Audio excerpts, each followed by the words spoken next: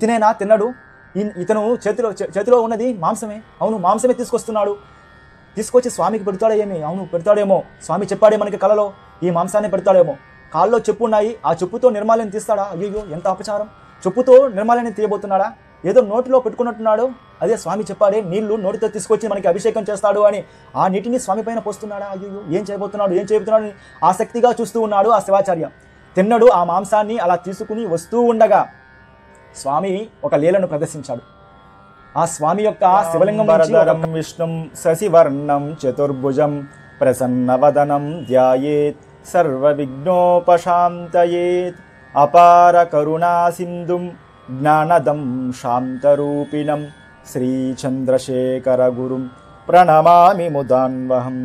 హర నమ పార్వతీపతయే హర హర మహాదేవా.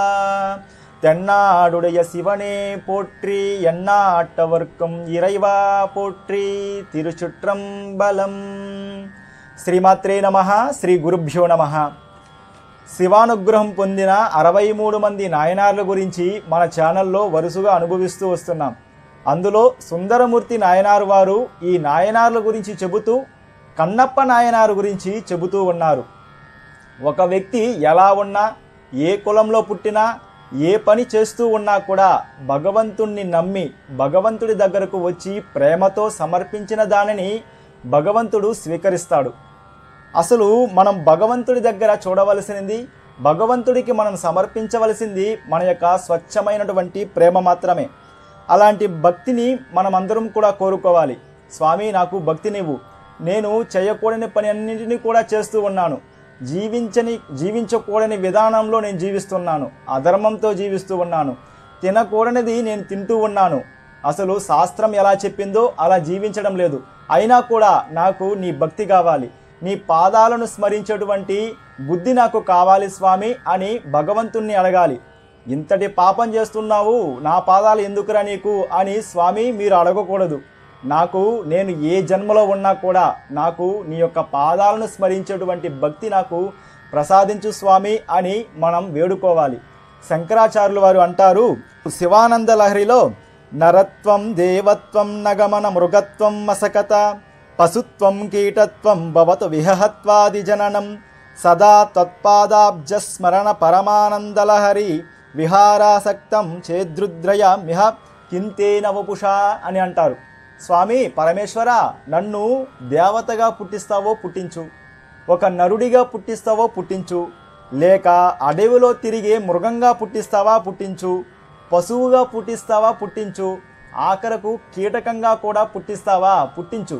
నన్ను ఏ జన్మలోనైనా పుట్టించు స్వామి. కానీ నేను ఏ జన్మలో ఉన్నా కూడా సదా తత్పాదాబ్జ స్మరణ పరమానందలహరి, నిరంతరము కూడా నీ పాదాలను స్మరిస్తూ ఉన్నటువంటి ఆ భక్తిని మాత్రం నాకు ప్రసాదించు స్వామి అని శంకరాచార్యులు వారు అంటారు. అలా భక్తికి శరీరం, జాతి, కులం అసలు అవసరమే లేదు. మనస్సు నిండా అపారమైనటువంటి స్వచ్ఛమైన భక్తి మాత్రం ఉంటే చాలు అన్నది ఈ కన్నప్ప నాయనారి యొక్క జీవితంలో మనకు తెలుస్తుంది. ఈ కన్నప్ప నాయనారు కాళహస్తి అనే నగరంలో ఆ కాళహస్తి యొక్క నగరం యొక్క సరిహద్దులలో ఉన్న అటవీ ప్రాంతంలో, అటవీ కులంలో నాగన్ దత్తన్ అనే దంపతులకు పుట్టారు. ఈయన పుట్టడం కూడా ఆ దంపతులకు చాలా కాలం నుంచి సంతానం లేదు. వారి యొక్క కుల ఆచారం ప్రకారం సుబ్రహ్మణ్య స్వామి వారిని ఆరాధించిన తర్వాత ఈ నాగన్ దత్తన్ అనే దంపతులకు తిన్నడు జన్మించాడు. అంటే కన్నప్ప నాయనారు జన్మించాడు. తల్లిదండ్రులు పేరు పెట్టింది తిన్నడు, కానీ కన్నప్ప నాయనారు అని పేరు పెట్టింది సాక్షాత్తు పరమేశ్వరుడే. అది ఎలాగన్నది ముందు తెలుసుకుందాం. ఈ తిన్నడు ఆ కుటీరంలో, ఆ యొక్క వనంలో ఉన్న కుటీరంలో పెరిగి పెద్దవాడయ్యాడు. వారి యొక్క జాతిలో విల్లు విద్యలో ఈ తిన్నడు మించిన వాడు ఎవరు తిన్నడు. అంతటి విల్లు విద్యను నేర్చుకొని ఇక వేటకు బయలుదేరిపోతూ ఉన్నాడు. ఇదే మొట్టమొదటిసారి తిన్నడు వేటకు పోవడం కాబట్టి తమ తల్లిదండ్రులు తిన్నడికి ఆశీర్వచనం చేశారు. నాన్న, జాగ్రత్తగా వేటకు వెళ్ళి విజయంతో రా అని ఆశీర్వచనం చేసి పంపారు. తిన్నడు తనతో పాటు 2 స్నేహితులు, వీరు ముగ్గురు కూడా వేటకు బయలుదేరారు. వేటకు బయలుదేరి అడవిలోకి చాలా దూరం ప్రయాణించి ఒక పెద్ద పంది కనబడింది. వారికి పంది కనబడగానే వారిద్దరూ కూడా భయపడ్డారు. ఎందుకు అంటే అంత పెద్ద పంది అది. దానిని ఏమాత్రం లక్ష్యం చేయకుండా తిన్నడు ఒక కత్తిని తీసుకొని ఒకే ఒక వేటుతో ఆ పంది యొక్క శరీర భాగం రెండుగా చీలే విధంగా ఆ పందిని చంపేశాడు. వీరిద్దరూ కూడా ఆశ్చర్యపోతూ ఉన్నారు. తిన్నా, ఎంత అద్భుతంగా చంపావురా, ఎంత బలంరా నీకు అని ఆశ్చర్యపడిపోయి, సరే ఈ పందిని బాగా శుభ్రపరిచి కాల్చుకొని తినడానికి ఎక్కడికి వెళ్దాం అని తిన్నడు అడిగాడు. తిన్నడు ఇదే కదా మొదటిసారి వేటకు వచ్చింది. వీరిద్దరూ ఇంతకుముందు వచ్చి ఉన్నారు. తిన్నడి యొక్క నాన్నగారితో వీరిద్దరూ కూడా స్నేహితులిద్దరూ కూడా వచ్చి ఉన్నారు. కాబట్టి తిన్నడు అడిగాడు వారి స్నేహితులతో, అరే ఇక్కడ నుంచి కొద్దిగా కిందకి దిగామనుకో, అక్కడ ఒక పెద్ద సరస్సు, ఒక పెద్ద నది ప్రవహిస్తూ ఉంది. దాని పేరు స్వర్ణముఖరి నది. ఆ నదీ తీరానికి వెళ్ళి అక్కడ శుభ్రపరిచి ఈ పందిని కాల్చి తిందాము అని తమ స్నేహితులు చెప్పగానే ఆ పందిని భుజాన వేసుకొని ముగ్గురు కూడా ఆ స్వర్ణముఖరి నదీ తీరాన్ని చేరుకున్నారు. అలా స్వర్ణముఖరి నదీ తీరాన్ని చేరుకోగానే తిన్నడికి తెలియని ఆనందం మనసులో కలుగుతూ ఉంది. ఆ నది యొక్క వాతావరణం అలాంటిది. అలా ఆనందంతో అలా పైకి చూడగానే తిన్నడికి శ్రీకాళహస్తీశ్వర స్వామి వారి యొక్క శిఖరం కనబడుతూ ఉంది. అంటే కొండ యొక్క శిఖరం కనబడుతూ ఉంది. ఆ శిఖరాన్ని చూడగానే ఆ తిన్నడిలో కన్నప్పన పేరు తరువాత వస్తుంది, కానీ తిన్నడికి లోపల ఏదో ఆనందం ఉప్పొంగుతూ ఉంది. అలా ఉప్పొంగుతూ ఉండగా, రే అది ఏంట్రా అలా కనబడుతూ ఉంది ఆ కొండ అని అనగానే పక్కనున్న స్నేహితుడు, అరే ఆ కొండపైన ఒక శివయ్య ఉన్నాడురా, ఆయన పేరు ఏదో కాళహస్తి అనేసి అంటారు, నాకు సరిగా తెలియదు, కానీ మీ నాన్నతో ఒకసారి ఆ కొండపైకి వెళ్ళి ఉన్నాను నేను. అక్కడ వెళితే అక్కడ చూశాను, ఒక చిన్న శివలింగం లాగా ఉందిరా, అక్కడ బాగుంటుందిరా అనేసి అనగానే ఈ తిన్నడికి ఆ శివ కాళహస్తీశ్వర అన్న నామం పడగానే ఏదో ఆనందం ఉత్తేజపరిచింది మనసులో. అంతటి ఆనందంతో అవునా ఒకసారి వెళ్ళి చూద్దాంరా అని అనగానే తిన్నడిని తీసుకొని ఆ స్నేహితుడు కొండపైకి వెళ్తూ ఉన్నాడు. అక్కడే ఉన్న ఒక స్నేహితుడితో చెబుతాడు, రే నేను తిన్నడిని తీసుకెళ్ళి కొండపైకి ఆ శివయ్యను చూపించేసి అక్కడే పెద్ద పెద్ద ఆకులు ఉంటాయి, ఆ ఆకులు కోసుకొని మేము వస్తాం, మేము వచ్చే లోపల నువ్వు ఈ పందిని బాగా శుభ్రపరిచి కాల్చి రెడీ చేసి పెట్టు, మేము ఆకులు కోసుకొని వచ్చేస్తాం అని ఆ తిన్నడిని స్నేహితుడు తీసుకొని ఆ కొండ ఎక్కుతూ ఉన్నాడు. ఆ కొండ ఎక్కుతూ ఉండగా ఎక్కగా ఆ తిన్నడిలో ఆనందం ఉప్పొంగుతూ ఉంది. అది ఏంటో తెలియని ఆనందం. అలా ఎక్కి కొండపైకి వెళ్ళగానే ఆ స్నేహితుడు చూపించాడు, ఇదిగోరా ఈయనే శివయ్య, ఈయన్నే శ్రీకాళహస్తీశ్వర అని అంటారు, ఏమో అంటారు నాకు తెలియదు, కానీ అలాగే అంటారు అని ఆ శివలింగాన్ని చూపించగానే, ఇప్పుడు పెద్ద దేవాలయం ఉంది అక్కడ, కానీ అప్పుడు అలా లేదు కదా, స్వచ్ఛంగా స్వామివారు గాలికి ఎండకి వానకి అలా తడుస్తూ అలా నిర్మానుష్యంగా ఉన్నటువంటి ప్రదేశంలో ఒక్క శివలింగం మాత్రమే ఉంది. అలా ఆ స్నేహితుడు శివలింగాన్ని చూపించగానే ఇక తిన్నడి యొక్క శరీరంలో ఏదో మార్పు, శరీరంలో ఉన్న అటువంటి రోమాలన్నీ కూడా వెంట్రుకలన్నీ కూడా నిక్కబొడుచుకున్నాయి. కళ్ళల్లో నుంచి నీరు దారదారగా కారిపోతూ ఉంది. ఒక తల్లిని చూసిన పిల్లవాడు ఎలా చిన్న పిల్లవాడు చేతులు చాపి తల్లి దగ్గరికి ఒడిలోకి చేరుకోవడానికి పరిగెత్తుకుంటూ వెళ్తాడో అలా తిన్నడు రెండు చేతులు కూడా చాచి పరిగెత్తుకుంటూ వెళ్ళి ఆ శివలింగాన్ని గట్టిగా కౌగిలించుకుని నాన్నా ఏంటి నాన్న ఒక్కడే ఉన్నావు ఇక్కడ, ఇలాంటి అడవిలో నువ్వు ఒక్కడే ఎలా ఉన్నావు నాన్న, శివయ్య ఎలా ఉన్నావు శివయ్య అని ఏడుస్తూ ఉన్నాడు, ముద్దు పెడుతూ ఉన్నాడు, ఆ శివలింగాన్ని కొరుకుతూ ఉన్నాడు, వాసన చూస్తూ ఉన్నాడు. అసలు అలాంటి అనుభూతి ఇదే మొదటిసారి చూస్తున్నాడు తన స్నేహితుడు. ఏంట్రా వీడికి ఏమైనా పిచ్చేమైనా పట్టిందా, ఏంటి ఇలా చేస్తూ ఉన్నాడు అని ఆశ్చర్యంగా చూస్తున్నాడు. ఆ ప్రేమ భక్తి అర్థమవుతుందా అందరికీ అలాంటి ప్రేమ భక్తి వస్తుందా స్వామి పైన? అలాంటి భక్తితో అలాంటి ప్రేమతో తిన్నడు ఆ శివలింగాన్ని కౌగులించుకొని ముద్దు పెడుతూ, స్వామి ఎలా ఉన్నావు స్వామి, నాకు దొరికేసావు నువ్వు ఇక్కడ ఎలా నువ్వు ఒంటరిగా ఉన్నావు అని ఏడుస్తూ కొంతసేపు అలా మూర్చపోయినట్లు పడి మళ్ళీ తేరుకొని అడుగుతున్నాడు తన స్నేహితుడు, ఏంట్రా ఇవన్నీ ఆకులుగా ఉన్నాయి ఈయన పైన అని అడిగితే అవి బిల్వదళాలు అని చెప్పడానికి కూడా తెలియదు వాళ్ళకి. ఇది ఆకులు ఒక ఆయన వస్తాడు రా, శివాచార్య పూజారి ఒక ఆయన కొండ కింద నుంచి పైకి ఎక్కి వస్తాడు తెల్లవారితో వచ్చి ఏదో నీళ్లు అలా పోస్తాడు శివలింగం పైన. నీళ్లు అలా పోసిన తర్వాత మళ్ళీ ఈ ఆకులు అలా చల్లేసి పువ్వులు 2 చల్లేసి ఏదో టిఫిన్ బాక్స్లో ఒక క్యారీలో అంత అన్నం ఉంటుందిరా, తెల్ల అన్నం, ఒట్టి అన్నమే, నంచుకోవడానికి కూర గీర ఏమిలా, ఒట్టి అన్నమే, తెల్ల అన్నాన్ని అటు చూపిస్తాడు. చూపించి మళ్ళీ వెళ్ళిపోతాడు. అలా వెళ్ళిపోతూ అలా ప్రసాదాన్ని అదే అన్నాన్ని చూపించి ఏదో గుణగుణ అని అలా ఏదో చెబుతాడు రా, మంత్రాలు చెబుతాడు. అది చెప్పడానికి కూడా తెలియదు. అలా ఏదో మునుముని అనేసి అది ఏదో చెప్తాడు. చెప్పేసి ఇలా అన్నాన్ని చూపించేసి మళ్ళీ కిందకి దిగి వెళ్ళిపోతాడు రా అని అనగానే అన్నాన్ని ఒట్టి అన్నాన్ని చూపిస్తాడా? అదే, అందుకే అట్లా బక్క చిక్కిపోయినాడు నా స్వామి. ఒట్టి అన్నాన్ని ఎవరైనా తింటారా స్వామి? నీకు అలా తినడం వల్లనే ఇలా బక్క చిక్కిపోయావు. ఉండు, నేను ఇప్పుడే ఒక పందిని వేటాడాను. ఆ పంది యొక్క మాంసం భలే రుచిగా ఉంటుంది స్వామి, నీకు తెస్తాను నేను అని ఆ శివలింగాన్ని కౌగులించుకొని బాగా ముద్దు పెట్టుకొని ప్రేమతో, స్వామి నేను ఇలాగే కౌగులించుకొని ఉంటే నీ యొక్క ఆకలి ఎలా తిరుగుతుంది, కాబట్టి నేను పోయేసి ఆ యొక్క పందిని తీసుకొస్తాను, బాగా ఉంటుంది అని గబగబా ఒక 20 అడుగులు కిందకి దిగి వచ్చిన తర్వాత మళ్ళీ వెనక తిరిగి గబగబా పైకెక్కి మళ్ళీ శివలింగాన్ని గట్టిగా కౌగులించుకొని ఏడుస్తూ ఉన్నాడు. ఎందుకని? స్వామి శివలింగాన్ని అంటే పరమేశ్వరుణ్ణి చూడలేక ఉండలేకపోతున్నాడు. ఒక్క క్షణం కూడా విడిచిపెట్టకుండా ఉండలేకపోతున్నాడు. అలా 10 మెట్లు కిందకి దిగి మళ్ళీ పైకెక్కి వచ్చి మళ్ళీ కౌగులించుకొని, స్వామి నేను ఇలాగే కౌగులించుకొని ఉంటే నీ యొక్క ఆకలి ఎలా తీరుతుంది, నేను పోయేసి తెస్తాను అని మళ్ళీ ఒక 10 అడుగులు వేసిన తర్వాత నిలబడి తిరిగి స్వామిని చూస్తూ, స్వామి వెళ్ళి వచ్చేస్తాను అనేసి గబగబా కిందకి పరిగెత్తుకుంటూ స్వర్ణముఖరి నది తీరానికి చేరుకొని అక్కడ ఆ పందిలో ఉన్న మాంసాన్ని తానే కోసి ఆ బాణానికి గుచ్చి కాల్చాడు.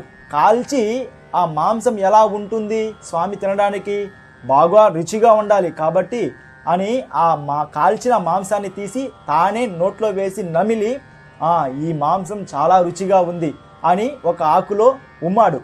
తన నోట్లో ఉన్న మాంసపు ఉమ్ముతో కూడిన ఆ ఎంగిలితో కూడినటువంటి ఆ యొక్క మాంసాన్ని ఆ ఆకులో ఉమ్మి ఆ విధంగా 5-6 ముక్కలు నమిలి తన యొక్క ఉమ్ముతో కూడిన మాంసాన్ని ఆకులో ఉమ్మి చేతిలో పట్టుకున్నాడు. శివాచార్య అంటే పూజారి ఏం చేశాడు అని స్నేహితుడు చెప్పాడు కదా, నీళ్లు పోసాడు, ఆకులు వేశాడు, పువ్వులు వేశాడు అని.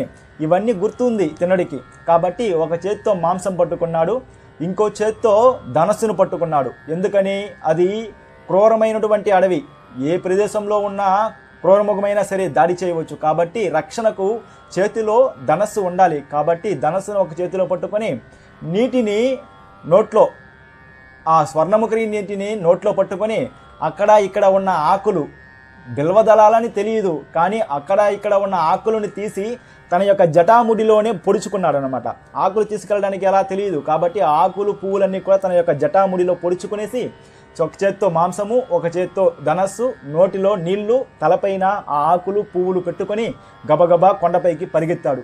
వీళ్ళిద్దరూ ఆశ్చర్యంతో చూస్తున్నాడు. వీడికేమైనా పిచ్చి పట్టిందా ఏమిరా, వీళ్ళ నాన్నకు వీళ్ళ అమ్మకు మనం ఏమిరా చెప్పడం, వీడు ఇలా చేస్తున్నాడే, ఇలా ప్రవర్తిస్తున్నాడే, మనకు ఆకలిగా ఉంది, వాడికి ఆకలిగా ఉంది, కానీ మనం తినడానికి మనకే ఇవ్వనంటాడు, వాడు తిననంటాడు, ఏదో పట్టుకొని భగవంతుడికి ఇవ్వాలి, దేవుడికి ఇవ్వాలి, ఆకలితో ఉంటాడు అని పరిగెత్తుకుంటూ వెళ్తూ ఉన్నాడే అని ఆశ్చర్యంతో చూస్తూ ఉన్నారు వీళ్ళిద్దరూ. తిన్నడు వీళ్ళని అందరినీ కూడా ఎవరిని పట్టించుకోవాలా, స్వామి వారికి ఆకలిగా ఉంది, స్వామికి ప్రసాదం పెట్టాలి అని ఆ మాంసపు యొక్క ఉమ్ముతో కూడినటువంటి మాంసాన్ని తీసుకొని గబగబా కొండపైకి చేరుకున్నాడు. చేరుకొని, స్వామి ఇదిగో తిను, నీకోసమే తెచ్చాను, ఇది చాలా రుచిగా ఉంటుంది స్వామి అని వెళ్ళి ఇవ్వబోతూ ఉన్నాడు. ఇవ్వబోతూ ఉంటే అక్కడ ఉన్న ఆకులన్నీ ఉన్నాయి కదా, వాటినన్నిటినీ కూడా తొయ్యాలి. స్వామి శుద్ధంగా ఉంటేనే తింటాడు అని ఇంతకు ముందు స్నేహితుడు చెప్పాడు కదా, కాబట్టి ఆ శివలింగం పైన ఉన్న ఆకులు పువ్వులన్నీ కూడా తొయ్యాలి. దేంతో తొయ్యాలి? 2 చేతులతో ధనస్సు, ఈ యొక్క మాంసము అన్నీ ఉన్నాయి కదా, కాబట్టి తాను చొప్పుతో ఉన్న కాలు ఉంది కదా, ఆ కాలుతో చొప్పుతో ఉన్న కాలుతో ఆ యొక్క నిర్మాల్యాన్నింటిని కూడా తోసి, ఆ పువ్వులన్నీ కూడా తోసి, ఆకులన్నీ కూడా తోసేసి తన నోట్లో ఉన్నటువంటి నీళ్లు, ఆ నీటిని శివలింగం పైన ఉమ్మాడు. ఉమ్మితే అది శివలింగానికి అభిషేకం అయిపోయింది.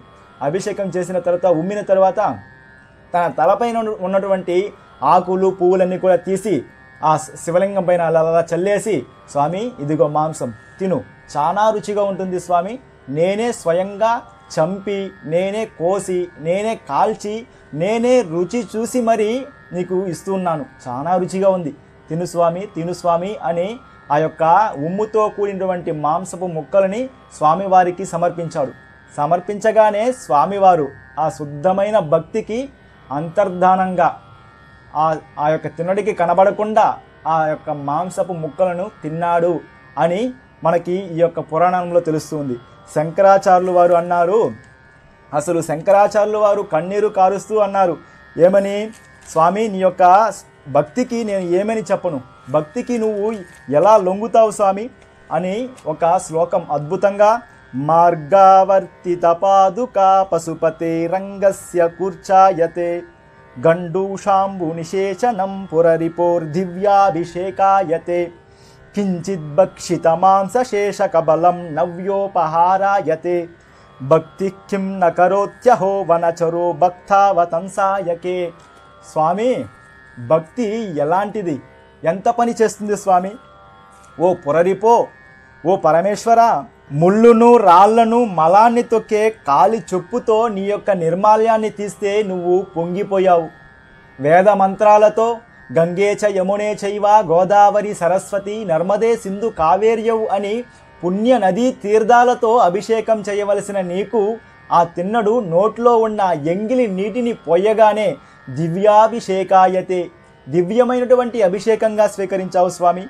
అసలు మడి కట్టుకొని వేదంతో స్వరంతో అగ్నిహోత్రంలో ఆవాహన చేసి అవిస్సును స్వీకరించే నీవు ఒక బోయవాడు తాను నోట్లో వేసుకొని నమిలి ఉమ్ముతో కూడినటువంటి మాంసాన్ని, అది కూడా శుద్ధమైన అన్నాన్న అంటే మాంసాన్ని ఇవ్వగానే ఆ మాంసాన్ని నువ్వు ఎలా స్వీకరించావు? నవ్యోపహారాయతే, అద్భుతమైనటువంటి ఆహుతిగా స్వీకరించావా స్వామి.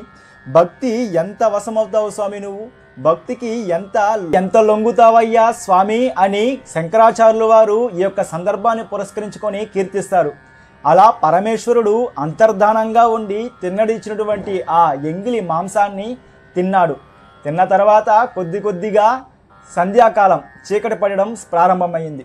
చీకటి పడగానే తిన్నడు తన యొక్క ధనస్సును తీసుకొని స్వామి వైపు ఎటువంటి క్రూరముగాలు రాకుండా రక్షణగా చేయాలి అని స్వామి చుట్టూ తిరుగుతూ ప్రహరీ కాస్తూ ఉన్నాడు. రాత్రంతా కూడా నిద్రపోకుండా కళ్ళపైన రెప్ప వేయకుండా స్వామివారికి రక్షణగా తిరుగుతూనే ఉన్నాడు. ఒక వ్యక్తికి ఇంతటి శక్తి ఎలా వస్తుంది? తాను వేటాడాడు, ఆకలితో ఉన్నాడు, అలసిపోయి ఉన్నాడు, అలా ఉండి కూడా రాత్రంతా నిద్రపోకుండా ఎలా కాపలా కాశాడు అని అంటే, సహజంగా మనలో షట్చక్రాలు ఉంటాయి కదా, ఈ షట్చక్రాలలో జీవుడు పైకి కిందకి తిరుగుతూ ఉంటాడట, అది సర్పరూపంలో. అలా లోకంలో ఉండే వారందరూ కూడా ఎలా ఉంటారు? తినడం, నిద్రపోవడం, సుఖాన్ని అనుభవించడం, తినడం, నిద్రపోవడం, ఇవి మూడు చేసేవారు 3 చక్రాల్లోనే తిరుగుతూ ఉంటారట. ఇక 3 చక్రాల నుంచి 4వ చక్రం ఇక్కడికి జీవుడు వచ్చిన తర్వాత ఈ చక్రం దగ్గరికి జీవుడు వచ్చిన తర్వాత తను భగవద్ సంబంధమైన విషయాలు వినాలి, భగవద్గీత చదువుకోవాలి, భక్తుల కథలు వినాలి, భక్తుల కథలు చెప్పాలి, ఇలా భగవత్ సంబంధమైనటువంటి విషయాలు ఆలోచిస్తూ ఉంటాడట. ఇక్కడికి వస్తే ఆ జీవుడు ఈ చక్రం దగ్గరికి వస్తే మళ్ళీ ఇక్కడి నుంచి గబాని కిందకి దిగేస్తాడు. దిగిన వెంటనే భగవద్గీత చదివినంత వరకు బాగుంటాడు, దేవాలయానికి వెళ్ళినంత వరకు బాగుంటాడు, మళ్ళీ ఇతర వ్యాపకాలు వచ్చేస్తూ ఉంటాయి కదా, అలా జీవుడు ఇక్కడి నుంచి మళ్ళీ కిందకి దిగుతూ ఉంటాడు.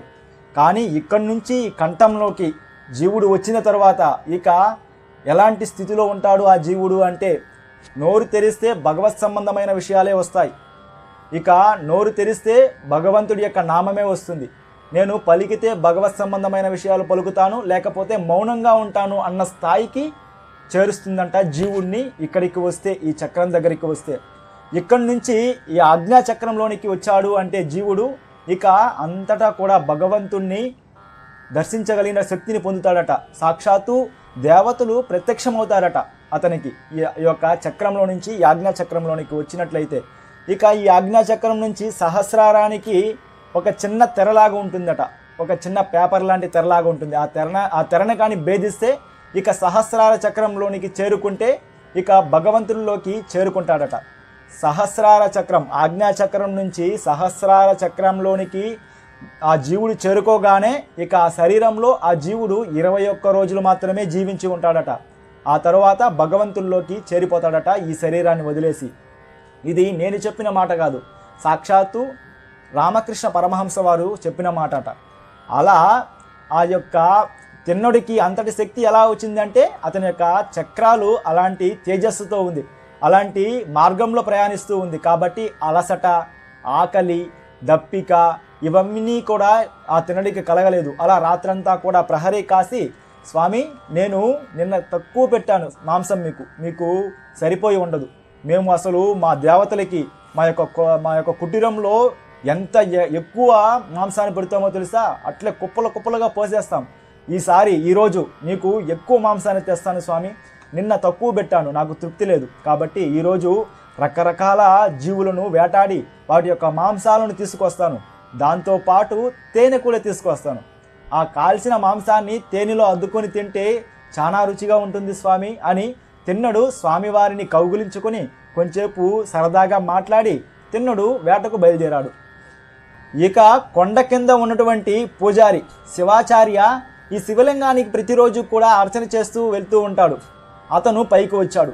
పైకి రుద్రం నామం జపం చేస్తూ మడిగా శుచిగా స్నానం చేసి నైవేద్యం తీసుకొని, బిల్వదళాలు తీసుకొని, పువ్వులు తీసుకొని రుద్రాన్ని జపం చేస్తూ కొండపైకి వచ్చి శివలింగం దగ్గరికి రాగానే ఆ శివాచార్యుడికి ఆశ్చర్యం. ఎవరు చేసిన పని ఇది? మాంసం తెచ్చి శివలింగం పైన వేసి పెట్టున్నారే. అక్కడ మిగిలిపోయిన మాంసపు ఖండనం, ఈ యొక్క మాంసపు యొక్క ఈ ఎముకలు ఇవన్నీ కానీ అక్కడే ఉన్నాయి. ఇవన్నీ చూడగానే ఆ శివాచార్యుడికి బాధ వేసింది. ఇది ఎవరైనా చేశారా, లేకపోతే ఏదైనా జీవిని వేటాడి ఇక్కడ చంపి తిని మిగిలింది వదిలేసి వెళ్ళిందా? నాకేమీ అర్థం కాలేదే స్వామి, అపచారం జరిగిపోయింది. ఇలాంటి అపచారం ఇక ఎవరు చేయకుండా నువ్వే చూసుకోవాలి స్వామి అని అక్కడ దాన్ని శుద్ధం చేయడానికి ఎవరు లేదు. కాబట్టి ఆ తెచ్చిన నైవేద్యాన్ని, పువ్వులు, బిల్వదళాలన్నీ కూడా పక్కన పెట్టి ఆ శివాచార్యుడే ఆ శివలింగం పైన ఉన్న మాంసాన్ని, ఎముకలన్నీ కూడా శుద్ధి చేసి మళ్ళీ కొండ దిగి కిందికి వెళ్ళి స్నానం చేసి ఆ యొక్క స్వర్ణముఖరి నీళ్లు తీసుకొచ్చి అభిషేకం రుద్రపారాయణ చేస్తూ అభిషేకం చేసి శాస్త్రోక్తంగా స్వామికి చేయవలసినటువంటి అన్ని కైంకర్యాలన్నీ కూడా చేసి కొండ దిగి కిందికి వెళ్ళిపోయాడు ఆ శివాచార్య. ఆయన వెళ్ళగానే ఈయన వచ్చాడు. మళ్ళీ ఈయన సంప్రదాయం వేరు. చెప్పుతో క్లీన్ చేసడం, నోటితో ఉమ్మేయడం, పూలు వేసేయడం, ఆకులు చల్లేయడం. ఈయన భక్తిని, ఈయన నైవేద్యాన్ని స్వీకరిస్తూ ఉన్నాడు. ఆ పూజారి శివ కైంకర్యం చేస్తున్నటువంటి ఆ పూజారి యొక్క శాస్త్రోక్తమైనటువంటి పూజను స్వీకరిస్తున్నాడు. పూజ రెండు ఒకటే, భక్తి రెండు ఒకటే. కానీ ఆ యొక్క భక్తిలో ఎన్నో రకాలు ఉంటాయి. అదే చెప్పింది ఫస్ట్, మన యొక్క భక్తి స్వచ్ఛమైన భక్తి ఉంటే చాలు స్వామి స్వీకరిస్తాడు అని. అలా తిన్నడు. మళ్ళీ ప్రారంభం. చెప్పుతో తోసేశాడు, నోటితో ఉమ్మేశాడు. ఆ తెచ్చిన మాంసాన్ని నమిలి స్వామికి సమర్పించాడు, తిన్నాడు. ఇది ఒక 2-3 రోజులు జరిగింది. శివాచార్య ఆ పూజారి చూసి ఇక తట్టుకోలేకపోతున్నాడు. స్వామి, ఎందుకు స్వామి ఇలా చేస్తున్నారు? ఇలాంటి దుస్థితి ఎందుకు ఇలా వస్తుంది మీకు? నేను శుద్ధి చేయడం కోసం నాకేమి కష్టం లేదు, నేను శుద్ధి చేసి నేను చేయవలసిన పని నేను చేస్తాను. కానీ ఇలాంటి స్థితి ఎందుకు మీకు? మాంసం ఎవరు తీసి మీకు పెడుతూ ఉన్నారు అని బాధపడుతూ వెళ్ళిపోయి ఇక రాత్రి నిద్రపోతూ ఉన్నారు శివాచార్య కలలోకి పరమేశ్వరుడు వచ్చాడు. పరమేశ్వరుడు వచ్చి, శివాచార్య, నువ్వు అనుకుంటున్నది నిజమే. ఎవరో ఆటవికులు ఇలా చేస్తున్నారు అని అనుకుంటున్నావు కదా. ఒక ఆటవికుడు తిన్నడు, వాడి పేరు. వాడు నాకు ప్రతిరోజు కూడా అద్భుతమైనటువంటి అభిషేకం చేస్తూ ఉన్నాడు. ఎలాంటి అభిషేకమో తెలుసా? నోటితో తెచ్చిన ఉమ్ముతో కూడిన నీటితో అభిషేకం చేస్తూ ఉన్నాడు. చొప్పుతో నా యొక్క నిర్మాల్యాన్ని తీసేస్తూ ఉన్నాడు. నమిలి తాను రుచి చూసిన మాంస ఖండాన్ని నాకు ప్రసాదంగా నైవేద్యంగా పెడుతూ ఉన్నాడు. తన యొక్క భక్తిని నీకు రేపు చూపిస్తాను. నీవు రేపు తెల్లారితో వచ్చి నాకు చేయవలసిన కైంకర్యాన్ని కూడా చేసి కొండ దిగి కిందకు వెళ్ళవద్దు. నైవేద్యం పెట్టి అక్కడే పక్కన ఉన్న చెట్టులో పడకుండా దాగి ఉండు. ఆ తిన్నడి యొక్క భక్తిని నీకు చూపిస్తాను అని స్వామి పరమేశ్వరుడు కలలో చెప్పగానే శివాచార్య దిగ్గున లేచి కూర్చున్నాడు. ఏంటి, పరమేశ్వరుడు మనకి ఎప్పుడు కలలో రాలేదే? కలలో వచ్చి మనకు జరిగిన ఆ సందర్భం, ఆ మాంసపు ఖండనం గురించి చెప్పాడే, ఎవరో తిన్నడు అంట, అతను తెచ్చి ఇలాంటి పూజ చేస్తున్నాడు అని చెప్పాడే. సరే గమనిద్దామని మరుసటి రోజు తెల్లవారుజామున ఇక ఆసక్తి ఏం జరుగుతుంది, ఎలాంటి భక్తుడు మనం చూడబోతున్నామని గబగబా వచ్చి ఆ యొక్క అన్నిటిని కూడా మాంసాన్ని కూడా అన్నిటిని కూడా మళ్ళీ శుద్ధి చేసి తాను చేయవలసిన శాస్త్రోక్తమైనటువంటి పూజాది కైంకర్యాలని పూర్తి చేసి పక్కనే ఉన్న చెట్టు దగ్గర నిలబడి దాగి కూర్చొని చూస్తూ ఉన్నాడు, ఎవరు రాబోతున్నారు, ఏం చేయబోతున్నారు అని. అలా ఉన్న సందర్భంలో ఇక తిన్నడు మాంసాన్ని, ఆకులు, నోట్లో నీళ్లు తీసుకొస్తూ ఉన్నాడు. తీసుకొచ్చి దగ్గరకు రాబోతూ ఉన్నాడు. అలా దగ్గరకు వస్తూ ఉండగా ఈ శివాచార్య చూస్తూ ఉన్నాడు, ఇతనేనా తిన్నడు, ఇతను చేతిలో ఉన్నది మాంసమే, అవును మాంసమే తీసుకొస్తున్నాడు, తీసుకొచ్చి స్వామికి పెడతాడో ఏమి, అవును పెడతాడేమో, స్వామి చెప్పాడే మనకి కలలో ఈ మాంసాన్ని పెడతాడేమో. కాళ్ళలో చెప్పు ఉన్నాయి, ఆ చెప్పుతో నిర్మాల్యం తీస్తాడా, అయ్యయ్యో ఎంత అపచారం, చెప్పుతో నిర్మాల్యాన్ని తీయబోతున్నాడా, ఏదో నోటిలో పెట్టుకున్నట్టున్నాడు, అదే స్వామి చెప్పాడే నీళ్లు నోటితో తీసుకొచ్చి మనకి అభిషేకం చేస్తాడు అని ఆ నీటిని స్వామి పైన పోస్తున్నాడా, అయ్యయ్యో ఏం చేయబోతున్నాడు అని ఆసక్తిగా చూస్తూ ఉన్నాడు ఆ శివాచార్య. తిన్నడు ఆ మాంసాన్ని అలా తీసుకుని వస్తూ ఉండగా స్వామి ఒక లీలను ప్రదర్శించాడు. ఆ స్వామి యొక్క శివలింగం నుంచి ఒక కంటి నుంచి రక్తం కారుతూ ఉంది. రక్తం కారుతున్న ఆ కంటిని గమనించిన తిన్నడు, ఆహా స్వామి ఏంటి కంటి నుంచి రక్తం కారుతూ ఉంది అని చేతిలో ఉన్న మాంసాన్ని బాణాన్ని పడేసి గబగబా పరిగెత్తుకుంటూ వచ్చి శివలింగాన్ని గట్టిగా కౌగిలించుకొని, స్వామి ఏంటి కళ్ళలో నుంచి రక్తం కారుతూ ఉంది స్వామి, ఏంటి స్వామి, అయ్యో ఏం చేయాలో తెలియడం లేదు నాకు, ఏం స్వామి ఎందుకు కారుతూ ఉంది కంట్లో నుంచి రక్తం, నేను ఏదైనా తప్పు చేశానా స్వామి, మీకు మాంసం పెట్టానని మీకు ఏదైనా అపచారం జరిగిందా స్వామి, లేకపోతే ఏదైనా క్రూరముఖం వచ్చి నిన్ను ఏదైనా చేసిందా స్వామి, ఏంటి స్వామి ఏమైంది, కళ్ళల్లో నుంచి రక్తం ఎందుకు వస్తుంది స్వామి అని అడుగుతూ ఉన్నాడు. ఆ కళ్ళల్లో నుంచి దారదారగా రక్తం కారుతూనే ఉంది.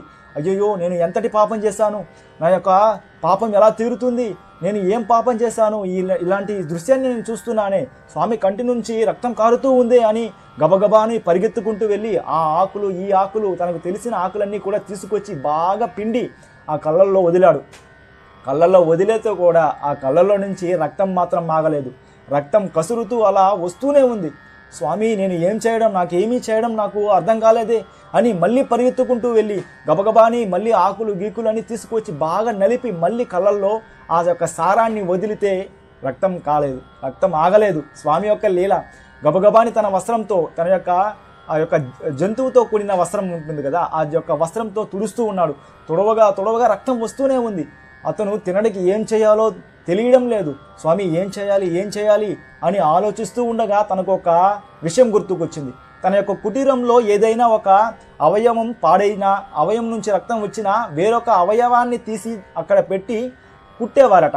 అలా కుట్టడం చూసిన ఆ తిన్నడికి గుర్తు వచ్చింది, ఆ కంటిలో నుంచి రక్తం వస్తుంది కాబట్టి ఈ కంటికి కన్నే పెట్టాలి, కాబట్టి నా కంటిని నీకు పెడతాను స్వామి అని బాధపడద్దు స్వామి, నొప్పిగా ఉందా కొంచెంపు తాలు, నా కంటిని నీకు ఇస్తాను అని ఆ కంటిని ఇవ్వడానికి తన చేతిలో ఉన్న బాణాన్ని తీసి కళ్ళల్లోకి గుచ్చి కళ్ళ గుడ్డు బాగా బయటికి వచ్చే విధంగా లోడి ఆ కళ్ళు గుడ్డుని తీసి శివలింగానికి పెట్టాడు. రక్తం కారుతున్న కళ్ళల్లో నుంచి రక్తం కారడం నిలిచిపోయింది. శివాచార్య చెట్టుచాటు నుంచి చూస్తున్నాడు ఆశ్చర్యంగా, రే ఇలాగెవరైనా చేస్తారా, ఇలాంటి భక్తి ఏంట్రా, అసలు నేను చేస్తానా ఇలా, నేను ప్రతిరోజు రుద్రమంత్రాలతో పూజలు చేస్తూ ఉంటాను, నాకు ఇలాంటి ఆలోచన వస్తుందా, ఏం భక్తిరా నీకు అని కాళ్ళపైన వచ్చి పడిపోవాలి తిన్నడు కాళ్ళపైన అనేసి చూస్తూ ఉన్నాడు. కానీ రాకూడదు, ఇంకా ఏం జరుగుతుంది స్వామివారి యొక్క లీల అని అలాగే చెట్టుచాటు నుంచి చూస్తూ ఉన్నాడు. తిన్నడు ఆ యొక్క కళ్ళను తీసి శివలింగానికి ఆ కారుతున్న కంటి దగ్గర పెట్టిన వెంటనే శివలింగ రక్తము ఆగిపోయింది. దాంతో ఆ తిన్నడికి సంతోషం, ఎగురుతూ ఉన్నాడు, గంతులు వేస్తూ ఉన్నాడు, ఆహా సబ్బాసరా తిన్నా అని తొడలు కొట్టుకుంటూ ఉన్నాడు. తనకు నొప్పి తనకు తెలియలేదు. అంతటి బాధ, మనకి ఏదైనా ఒక చిన్న ధూళి మన కంట్లో పడితేనే మనకి ఎంతటి బాధ, చిన్న పురుగు పడితేనే మనకి ఎంతటి బాధ. కానీ ఆ తిన్నడు కంటిని లోడి స్వామికి సమర్పించాడు. సమర్పించిన తరువాత స్వామి కంటిలో నుంచి రక్తం ఆగిపోయిందన్న సంతోషంతో తిన్నడు ఎగురుతూ ఉన్నాడు. తనకు బాధ కూడా తను మర్చిపోయాడు. అలా ఎగురుతూ ఉన్న సందర్భంలో స్వామి పరీక్ష, మళ్ళీ రెండవ కంటిలో నుంచి రక్తం కారుతూ ఉంది.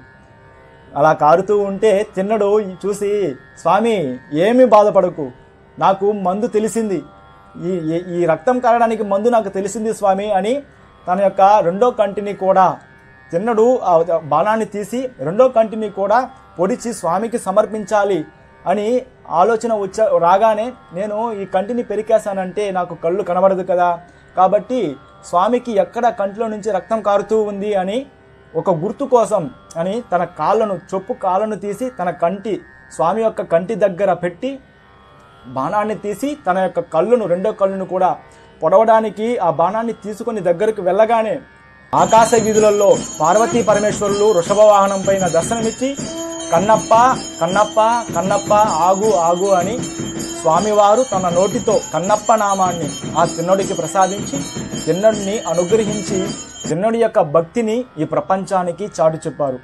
అటువంటి తిన్నడి యొక్క భక్తిలో కోటవంతైన మనందరికీ కలగాలని ఆ పార్వతీ పరమేశ్వరుల యొక్క పాద పద్మాలకు నమస్కరించుకుంటూ, అసలు తిన్నడికి ఇంతటి ప్రేమ భక్తి, ఇంతటి శివభక్తి ఎలా కలిగింది ఒక ఆటవికుల కులంలో పుట్టిన వాడికైనా కూడా అని పరిశీలిస్తే కాళహస్తీశ్వర పురాణంలో చెప్పబడింది ఏంటి అంటే, మనకు మహాభారతంలో అర్జునుడు పాశుపతాస్త్రాన్ని పొందడం కోసం తపస్సు చేశాడు కదా, ఆ యొక్క అస్త్రాన్ని ఇవ్వడం కోసం పరీక్ష చేయడం కోసం పరమేశ్వరుడు ఒక బోయవాడిగా వచ్చి తపస్సు యొక్క భగ్నం చేసి ఆ యొక్క అర్జునుడి యొక్క సామర్థ్యాన్ని పరీక్షించడం కోసం ఒక పందిని పంపించి ఆ పందిపైకి బాణం వేస్తాడు ఈ బోయవాడి రూపంలో ఉన్న పరమేశ్వరుడు.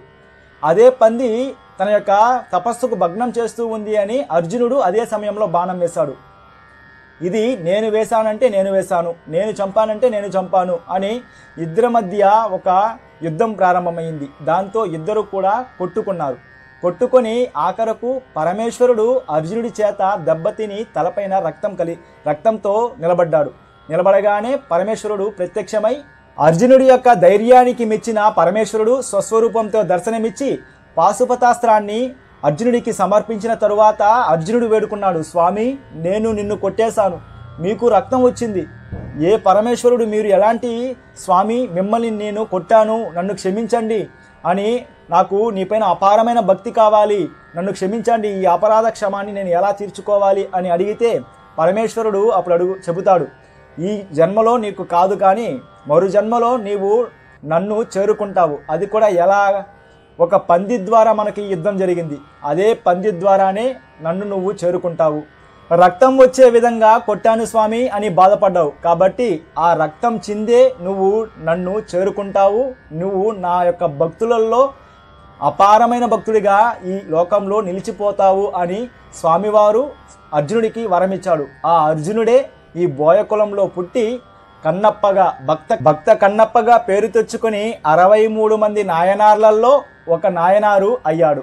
అటువంటి భక్త కన్నప్ప యొక్క అనుగ్రహం మనందరిపైన ఉండాలని ఆ పార్వతీ పరమేశ్వరుల యొక్క పాద పద్మాలకు నమస్కరించుకుంటూ, ఉమా కాంతాయ కాంతాయ కామిదార్థ ప్రదాయినే శ్రీగిరీసాయ దేవాయ మల్లినాదాయ మంగళం. శ్రీమాత్రే నమః. శ్రీ గురుభ్యో నమః.